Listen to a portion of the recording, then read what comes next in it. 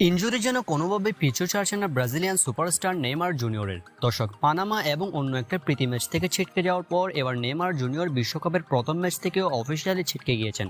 দর্শক, ব্রাজিল ভক্তদের জন্য মারাত্মক দুঃসংবাদ। বিশ্বকাপের আগে ব্রাজিলে ভয়াবহ দুঃসংবাদ নেমে এসেছে।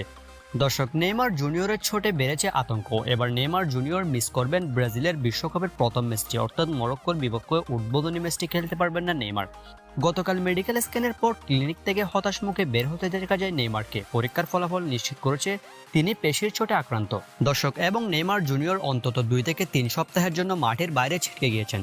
এবার ফাব্রিজিও রোমানো, অর্থাৎ জনপ্রিয় ক্রীড়া সাংবাদিক ফাব্রিজিও রোমানো নিশ্চিত করেছেন যে ব্রাজিলের হয়ে উদ্বোধনী ম্যাচটি মিস করবেন নেইমার জুনিয়র। পেশির ইনজুরির কারণে নেইমারকে 3 সপ্তাহের মতো মাঠের বাইরে থাকতে হবে, যে কারণে ব্রাজিলের 2টি প্রীতি ম্যাচ তো নেইমার খেলতেই পারবেন না। সেই সাথে ব্রাজিলের প্রথম বিশ্বকাপের যে উদ্বোধনী ম্যাচ মরক্কোর বিপক্ষে, সেই ম্যাচটিতেও আমরা নেইমার জুনিয়রকে দেখতে পাবো না।